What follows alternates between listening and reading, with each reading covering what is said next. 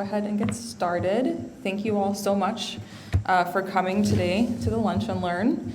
I am Rachel Williams. I'm the historian here at the History Center. I'd like to welcome everyone here in person as well as online joining us for the online for the webinar. I'll make sure to leave some time at the end of the presentation for questions. For those here in person, you have pencils and little Post-it notes. If you would just like to write down any questions for the end of the presentation, please do so. We just don't want any interruptions during the presentation. And then in the webinar, if you guys have any questions, just put them in the chat and then Cheyenne will relay them to me at the end. So with that, let's go ahead and get started. So to start, just to give you an introduction, I'm going to give some context to the holiday of Halloween and how it got started and grew into a multi-billion-dollar industry, and that evolution and how a lot of that is in Central Florida. I'll also obviously be talking about theme park events and attractions here as well. I will say what I've included is not an exhaustive list. So if I don't mention your favorite attraction, please don't be mad at me. This needs to be turned on. Excellent. Okay. So to start, I don't want to go too much into the absolute history of Halloween because that takes too much time, but just for the start, in North America, the holiday was brought over by Irish and Scottish immigrants in the 1800s, but really didn't start picking up until the late 1800s, and those celebrations at the time were more, private social parties or festivals. The first mention of Halloween in Orlando newspapers didn't come up that I could find until about 1912. There was a mention of a ghost party at the Orlando Sanitarium. Some other mentions included festivities at Rollins College and again at private residences. There's also some mention during this time where there's a lot of vandalism and mischief going on, mostly teenage boys kind of going around breaking things in the neighborhood. So broken fences, benches, flooding people's yards. They would turn on people's water spigots and leave them on overnight. Homeowners would wake up to find their yards underwater and a costly water bill. So in order to deter this, in 1914, this is the first iteration I could find of this in our newspapers. The Orlando mayor put out a warning against any kind of vandalism, stating that those caught breaking things would be dealt with or would see consequences of the law. So I guess this proved to be successful because there weren't any reports of vandalism, maybe minor pranks, but nothing that was damaging property.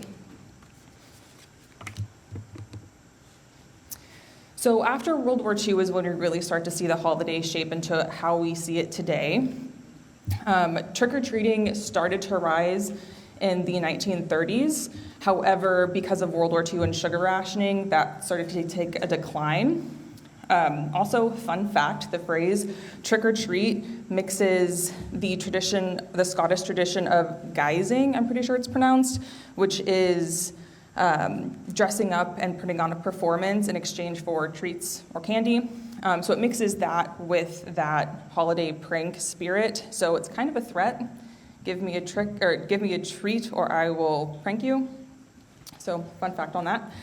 The first mention of trick-or-treating that I could find in Orlando newspapers was in the 1950s, and a lot of that you see in ads for Halloween candy. These are all Publix ads. So with the rise of, or really after World War II and that sugar rationing ends, the rise of suburbs after World War II and companies capitalizing on the holiday to sell candy is when we really start to see the holiday take shape as we know it today. DIY haunted houses also kind of started popping up, at least in Orlando at the time. They started a little bit popping up in the interwar years, Really, trick-or-treating and these haunted houses worked as a way to entertain children during the holiday, kind of keep them out of trouble, not causing mischief. In Orlando, we really start to see people talk about it again in newspapers in the 1950s. These I like because the kids seem very unfazed by the witch and the ghoul, and it doesn't necessarily seem to scare them so much. I'm very interested to see what these DIY haunted houses looked like at the time. Also, interestingly, I found some articles from the 20s and 30s in Orlando newspapers talking about actual haunted houses, like one out in Christmas, where people really were talking about there being a ghost there. So I find that interesting too. So there's always this interest in things that are scary and spooky kind of lurking underneath.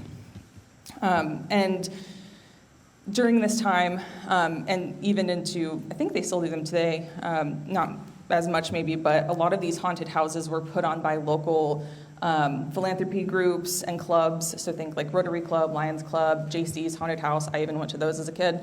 And they used those as a way to raise money for the charities that they supported. So this is a little bit outside of Central Florida, but it still connects. The ultimate haunted house really was the Haunted Mansion when it opened in 1968. This is at Disneyland. This really increased the popularity and interest in haunted houses, and its use of technology and special effects really helped drive and inspire creativity in what you could do in a haunted house. So maybe less not so scary random ghouls popping out that kids are not that enthralled with, and really start to see special effects coming in to create this immersive experience. And then, of course, in 1971, when Magic Kingdom opens, our Haunted Mansion here was very popular as well. And again, this is not Central Florida, but it is worth mentioning. Knott's Berry Farm in California started really the first full theme park Halloween event in 1973. It at first was held in their ghost town section of the theme park and eventually grew to the entire theme park. And in their first year, they included a haunted maze, a scare zone. They rethemed all of their rides to be scary, or at least the ones in the haunted zone for the first year, as well as dark comedy shows. Dark comedy plays a very interesting role in Halloween and just horror in general. So a lot of blending of genres. It's now the longest running Halloween event. Also, originally it was called the Halloween Haunt at Knott's Berry Farm, and then they renamed it to Knott's Scary Farm as a play on the theme park's name. And it really created the blueprint of what would become these Halloween events at theme parks.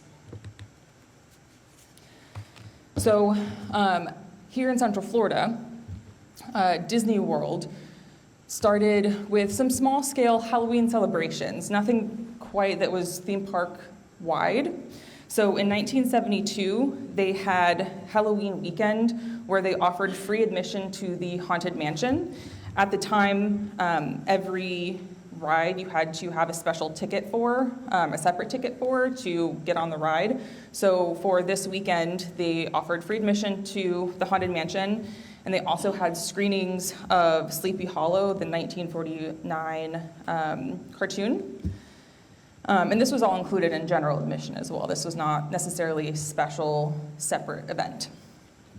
And then in 1975, they held the Village Halloween Party at the Lake Buena Vista Shopping Village, which is now Disney Springs. You can see that picture over there, this very early iteration of what is now Disney Springs. And what gets me is the parking lot and how much that space has grown, almost unrecognizable.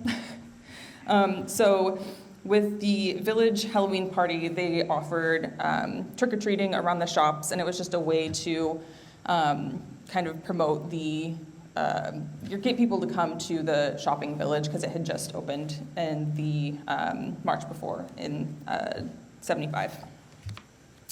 In 1976, they held a Halloween party that was part of a larger series. So every week in the fall and winter months, they held a different party on the weekend. And on Halloween weekend, they had the Saturday night at the World Halloween Party. In '79, they did something similar. They held the World Series of Entertainment. And they, for Halloween weekend again, they did the Halloween Hysteria Party. And this featured musical guests, including the Police and Dr. Hook. So all of these events weren't large scale or necessarily separately ticketed unless it was part of a larger series. Some other smaller events in the early days. In 1981, Circus World held Circus of Horrors. Circus World was in Haines City. It later became Boardwalk and Baseball. It was just a 2-day event. They had a haunted house, trick-or-treating, a costume contest, and a jack-o'-lantern contest. And then in the late 1880s, Water Mania in Kissimmee. Pardon me, my heart monitor is beeping at me. Sorry. Water Mania put on an event called the Haunted Forest. Haunted Forest. It was a haunted trail behind the theme park, the water park. And it was put on in partnership with local theater groups and benefited from, those theater groups benefited from a portion of the admission to the Haunted Forest. So in 1991, we have the first iteration of what would become Halloween Horror Nights. The first year was called Fright Nights. Now, in 1986, at Universal Hollywood, they tried to do a Halloween event, which was called Halloween Horror Nights. It was a haunted version of their tram tour of the studios. However, this ended, I think it ended early, but it did not continue to future years because, unfortunately, an employee was hit by the tram and passed away, so they nixed the entire event. But in '91, it was originally said that the event was not to compete with Disney's 20th anniversary at the time, but later stated that it was a competition and no one can do horror events like Universal, so they knew that it would be a success. So the first year in '91 was 3 nights. They had one haunted house called the Dungeon of Terror. It was jail cells, and guests would walk through and see people getting tortured through various capacities. There was a woman in like a glass coffin, and she was buried with rats. The rat lady, she's very popular in the Halloween Horror Nights lore. People would also have to kind of walk through darkness through the halls and have to feel their way out, and the walls would be covered in slime. This was also, because it was their only haunted house at the time, it had a 3-hour-long line. So, and this was also in the Jaws queue area, because Jaws was closed at the time. So they incorporated the scare actors into the queue a little bit, so that's how you get this woman hanging from above. So scare actors would interact with people in line to make that wait less dreadful, or more dreadful, honestly. Beetlejuice was used to kind of promote and push forward the event. There was also a show called Beetlejuice Dead in Concert featuring the Ghostbusters. And fun fact, Wayne Brady worked at Universal and was one of the Ghostbusters. So in 1992, the event was renamed to Halloween Horror Nights. It was renamed because of a copyright issue. There was a movie called, 1985 movie called Fright Nights, so they had to change the name. And this was not the only copyright issue that early Halloween Horror Nights or Fright Nights encountered. They received some cease and desist letters for using characters such as Reagan from The Exorcist was used, and they had to nix that because of copyright infringement. 1992, the event expanded to 5 nights, and then from there it continued to expand. I think now they're on 48 nights for the event. The second year also brought back the Dungeon of Terror haunted house and added a new house based on the film The People Under the Stairs, which they did own the rights to. They also added a show called Bill and Ted's Excellent Halloween Adventure, which was very popular and ran until 2017. In 1994, they added scare zones, which are essentially themed areas where scare actors interact and scare, obviously, guests. The first was called Horrorwood. It was in the Hollywood area, and so it was themed off of Hollywood Boulevard. In 1995 was the first year really themed around a special character, what would become known as an icon in a way, which I'll get to a little bit more in a second. In 1995, they had the Crypt Keeper from Tales from the Crypt. The entire event was still Halloween Horror Nights, but subtitle, I guess, was Curse of the Crypt Keeper, and he had his own haunted house called Crypt Keeper's Dungeon. In 1996, they created a parade called Festival of the Dead Parade, and in 1999, they introduced the first 3D house. So, icons. In 2000, Halloween Horror Nights created their first original icon, who was Jack the Clown. He can, obviously, he's the clown. Jack the Clown, his character's design was created by Kim Grommel, who I got to do an oral history with. Very interesting. He walked me through the process of how he kind of designed this character and the visuals and how that changed over time. So an icon is basically a master of ceremonies for the event. And it creates this really interesting, deep lore in the entire 33-year run of this event. So Beetlejuice and Crypt Keeper, as we previously discussed, are considered icons, but they're considered borrowed icons because they're not original content for the event itself. So Jack the Clown is kind of considered the most recognizable icon, and he's been used numerous times to really drive the story forward over the years. And Halloween Horror Nights utilizes other licensable content, such as movies like The Purge and Stranger Things, A Quiet Place, things like that. But really, it's these icons that are driving the storyline of the event forward. And then other icons, again, these are not all of the icons. These are just to name a few. We have the caretaker, the usher, the storyteller, the director. Bone is the skeleton guy, he's just Bone. Bloody Mary, Pumpkin Lord, who I think looks really cool, and Dr. Oddfellow. So in 2001, Jack was used again as the icon, but he originally was not going to be the icon. They created his brother Eddie, which is seen over in the corner, but they scrapped Eddie as an icon after 9/11. So 9/11 had a very interesting impact on this year of Halloween Horror Nights. They considered canceling the entire event, but decided to continue because it would offer an escape for people out of this tragedy.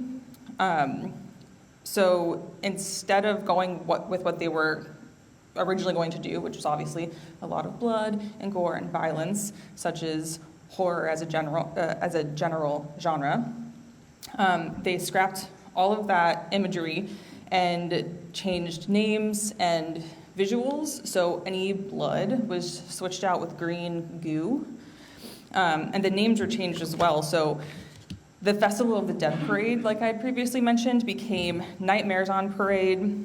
Bloodbath Underground, which I think was a scare zone, was called Ooze Zone. And then Terrorland was changed to Scary Tales. And you can kind of see this signage here changed. I added the blood and the goo just to visualize. That was originally part of it. So yes, very interesting how they had to work very quickly on their feet to go with this horrific national tragedy to ensure that people could have an escape without being reminded of what horrific event happened. So in 2002 and 2003, Halloween Horror Nights moved to Islands of Adventure. This was done in the hopes of boosting some attendance at the new park because it had just opened in 1999. The first year, so 2002, that they had it at Islands of Adventure, it was called Islands of Fear. So each island became a spooky version of itself. So in the corner over there under Eddie, you have guys from the Jurassic Park zone. So you have like human dinosaur hybrids that would scare people. 2004, they tested a dual park format, so it was in both Universal and Islands of Adventure. And the parks were connected by a backlot, which they turned into a scare zone called Field of Screams. And to do this, they planted this corn months in advance, so it'd be high and ready for the scare zone and when they opened in September. And then, as we all know what happened in 2004, 4 hurricanes hit Central Florida and destroyed a decent size of this crop. So they had to, again, work very quickly on their feet. They planted a plant, I don't remember what it's called, but a certain type of plant that looks similar to a corn stalk. And then in other areas, they had to use visual obstacles to kind of block certain areas. And then also out of this, interestingly, there's something called the corn curse at Universal. So anytime since that Universal has used real or even fake corn in a scare zone or a house, there's been usually some kind of environmental disaster and parts of the park would be destroyed. So I don't think they're using corn anymore. In 2005, the event returned just to be at Islands of Adventure. I think the dual park format was probably too much. And then in 2006, the event went back to just at Universal, which is where it has remained. I could probably do a whole lunch and learn just on Halloween Horror Nights alone, but that's not what we're here for today. But the event has grown into one of the largest and most popular Halloween events in the world. Universal Hollywood now has Halloween Horror Nights again. It started in 1997. Universal Singapore got the event in 2011, and Universal Japan in 2012. Forbes reported that Universal spent $100 million in 2003 on the event alone, and the event in 2022 brought in $575 million. And a lot of that comes from alcohol sales, which has a very interesting component of the event because it's a huge seller, obviously, for Universal to sell alcohol here, but then you also have the issue of now you have belligerent guests. So they see a rise in arrests there as well because guests can, or not that they can, but they do end up sometimes assaulting these scare actors. So it's creating this issue. I talked with a longtime scare actor, Jordan Allen, and we talked at length about this alcohol sales and interactions of guests with scare actors, and it's very, very interesting in an oral history. So if you're interested in that, let me know, and we can set up a time for you to listen to that oral history. Anyway, approximately 1.5 million visitors attend Halloween Horror Nights in Orlando alone every season. And it's so many people that even now it's becoming almost an overcrowding issue. In 2004 was the last year that they held the Festival of the Dead parade because they cannot fit the space anymore because there's so many people. They can't host the parade. So hugely popular, but with its own issues as well. Moving on. Disney decided to compete in a way with Halloween Horror Nights and offer Mickey's Not So Scary Halloween Party, which is a mouthful. I will just call it Not So Scary now because it's too many words. This obviously catered to the younger audience. This started in 1995, I don't know if I already said. It is an after-hours separate ticket event. Originally, it was one night, and then they expanded to more nights in the following years, which, interestingly, must have inspired expanding their Very Merry Christmas Party, very wordy again. Their Very Merry Christmas Party started in 1983, and it was originally 1 to 2 nights up until they created Not So Scary and started expanding that in the same way that Universal was. So instead of it being a couple nights, it's now an entire season, just like Not So Scary is. So this event features a costume parade, trick-or-treating, pumpkin carving, special shows and activities, and characters and costumes, of course, and it remains largely the same today. In 1999, they hosted the first Boo to You parade. Between 2005 and 2014, their main nighttime show was called Villains Mix and Mingle, where iconic Disney villains would put on their show and then come down into the audience and interact with guests. After that ended in 2014, the nighttime show they've had since 2015 has been the Hocus Pocus Villain Spelltacular with the Sanderson sisters from Hocus Pocus, as well as other iconic villains. And since 2019, their fireworks show, the Not So Scary Spectacular, has been hosted by Jack Skellington. They also, I believe, still do screenings of Sleepy Hollow as well, and they have the Headless Horseman there. And also, interesting, this is the only event where adults 14 years of age and older can dress up at the park. They usually don't do this because they don't want younger guests to confuse actual characters with guests that are just dressed up. So adults who choose to dress up still cannot take pictures with guests or sign autograph books, just to create that distinction. SeaWorld also has a family-friendly Halloween event called Halloween Spooktacular. It started technically in 1993. It was called Shamu's Halloween Spooktacular. In 2004, they dropped the Shamu and it just became Halloween Spooktacular. Also in 2004 is when they extended it from one weekend out of October to 3 weekends, and then by 2007, it was every weekend in October. This also, again, caters to a younger audience, and it sticks with the ocean theme, being SeaWorld. The event features a parade, monster mash dances, and trick-or-treating. And then also in 2004, they offered a sleepover event, which I believe was separately ticketed. And because this is all in general admission, but this 2004 event was separate, but it offered after-hour shows and breakfast with Shamu. And you got to sleep over at the, I think, Wild Arctic ride.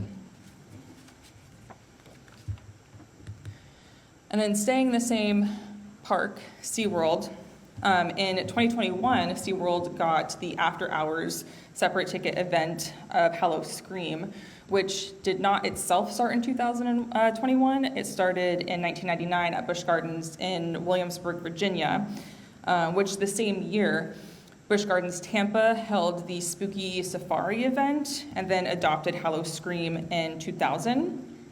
And then in 2009, Busch Gardens and SeaWorld came under the same umbrella, but it wasn't, again, until 2021 that SeaWorld Orlando got Hallow Scream. I believe, I couldn't find exact confirmation on this, but I believe it was due to pandemic attendance. They were trying to boost their attendance after the pandemic and hopped on the Halloween train.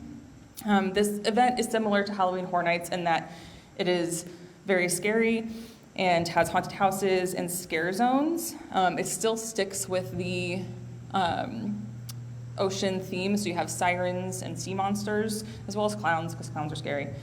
And interestingly, guests can purchase a necklace at Hallow Scream that indicates to scare actors that they don't want to be scared, which I think is interesting at a scare event.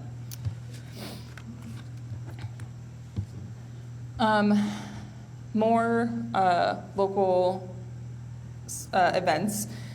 Gatorland in 2008 and 2009 hosted Gator Hollow, It is or was more of like a theatrical guided tour.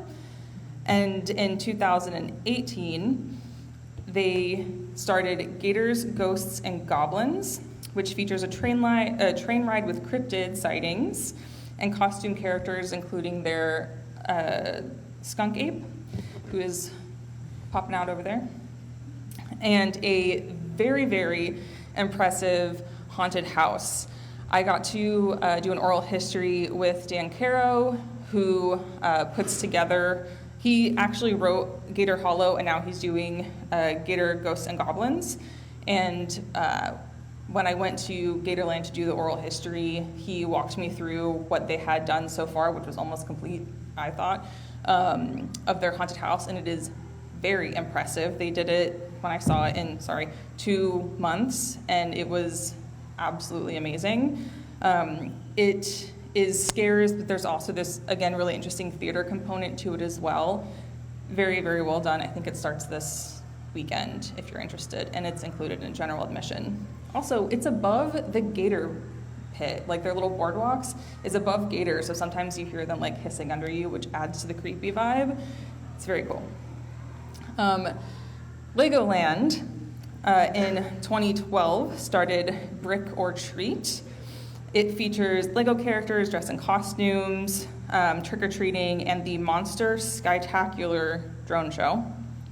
Also, it's worth noting, Cypress Gardens, which was there before Legoland, between 1995 and 2000, hosted the Ghostly Gardens Party, and then Cypress Gardens closed in 2009.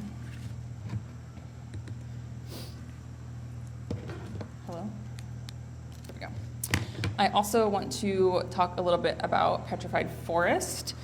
It started in 2005 just as a fun home haunt and like a neighborhood haunt out of someone's home.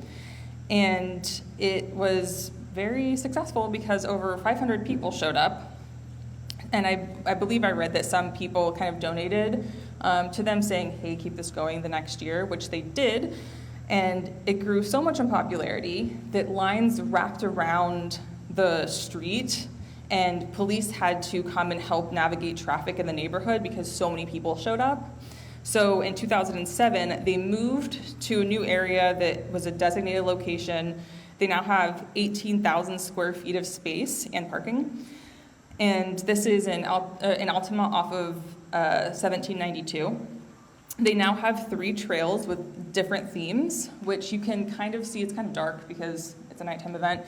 But they have these different facades for each trail, and each has a different theme. Also, they break down and rebuild new trails every year. So every year you go, there's different content. So very, very impressive. It was also voted the 4th best haunt in the country by USA Today in 2023.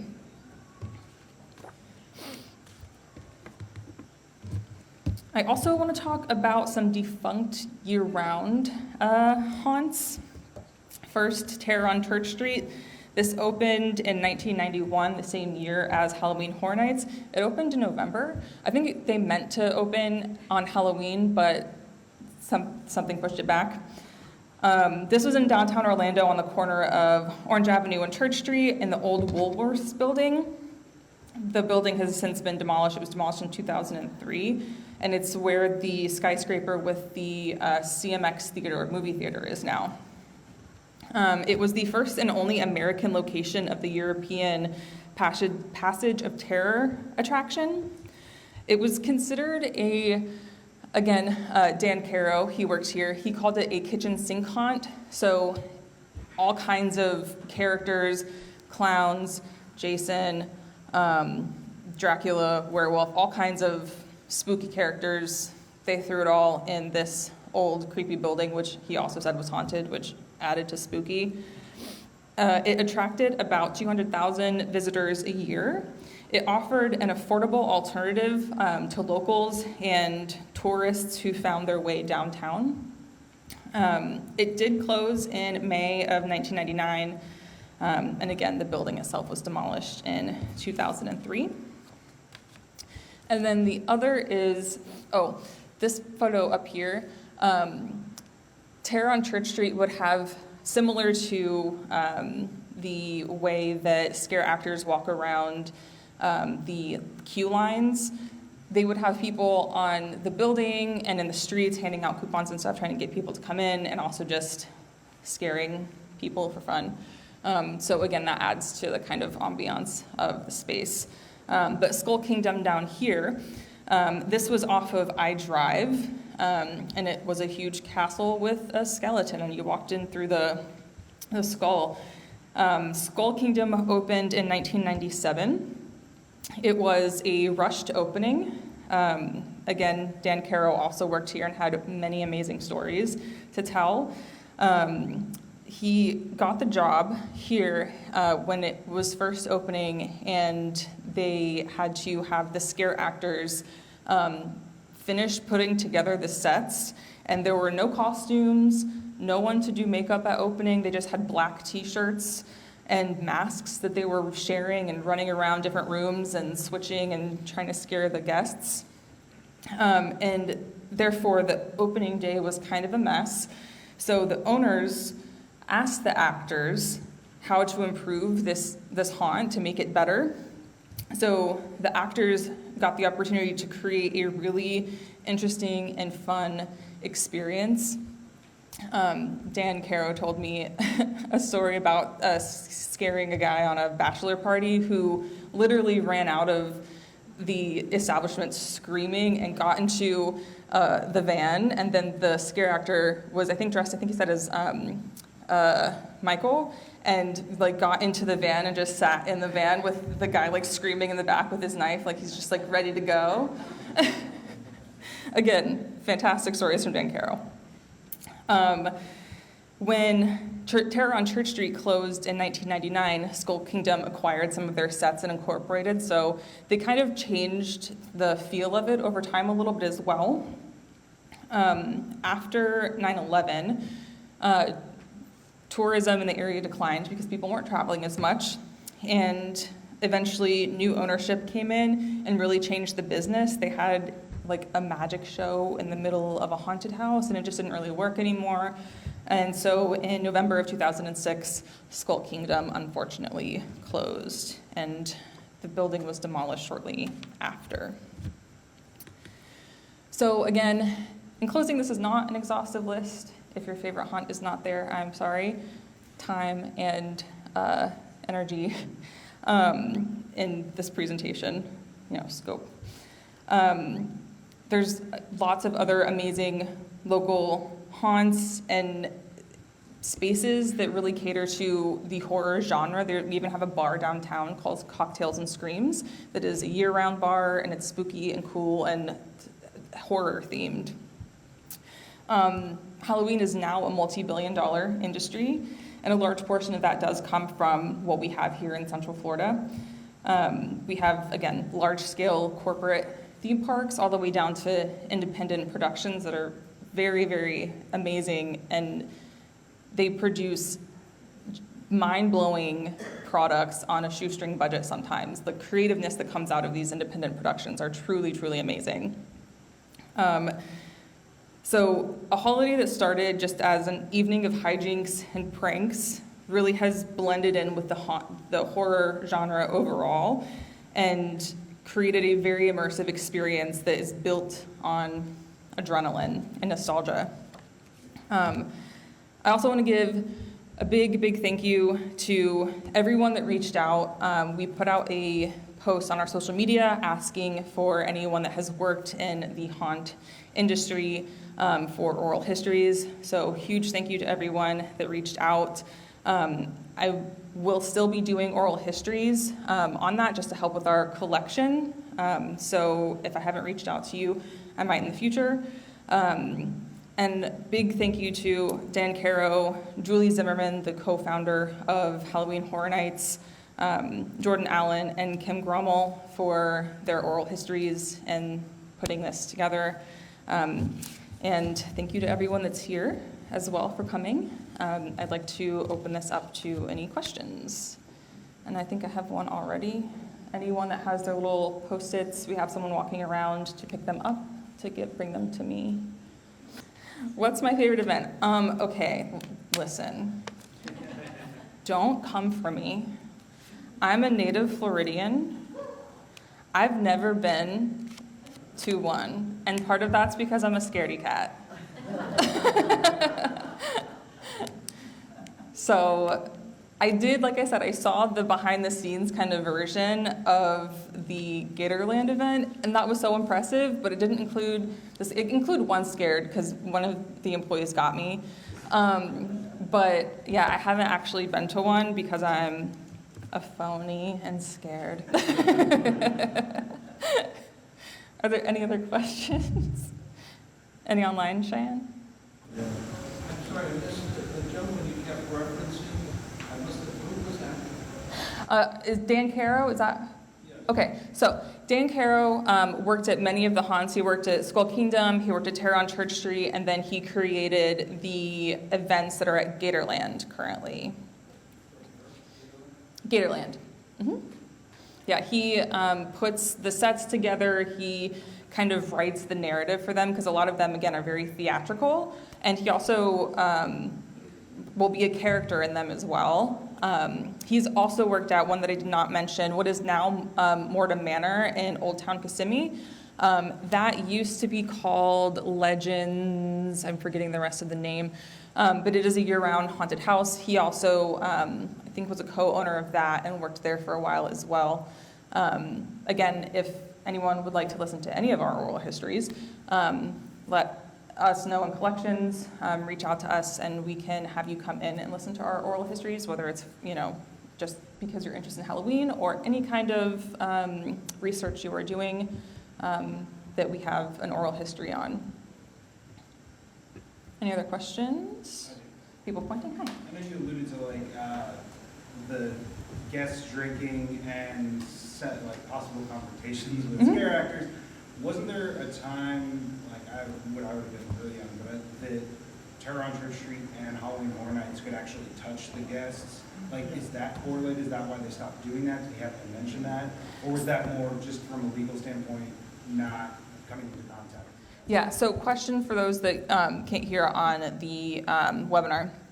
The question's about the correlation between alcohol and scare actors being able to touch guests. So in the very beginning of Halloween Horror Nights, and I think maybe at on Church Street as well, Dan didn't mention that I can recall, but I know when I talked to Julie Zimmerman from Halloween Horror Nights, in the very early years, scare actors could kind of touch, not in any kind of aggressive way, but like a little creepy poke or whatever, could touch guests, but due to legal reasons, that has changed. And I think, was your other question about alcoholism? Oh, yeah, or not alcoholism, but alcohol I at didn't the... know if that was at the same time, or if they had already done away with it, and what you mentioned about the alcohol sales is more after. I think they'd done away with it just separately as a legal issue, and then the sales is more so guests becoming belligerent, or even sometimes it's not even alcohol driven. Sometimes it's people's kind of fight or flight coming out, and they get scared and they're like, oh, they don't really know how they're going to react. And Jordan Allen, who I was speaking with about this, he had mentioned how people will kind of react and aren't aware of it, and they're really apologetic, and they're like, oh my gosh, I'm so sorry, I didn't mean that, to the scare actor.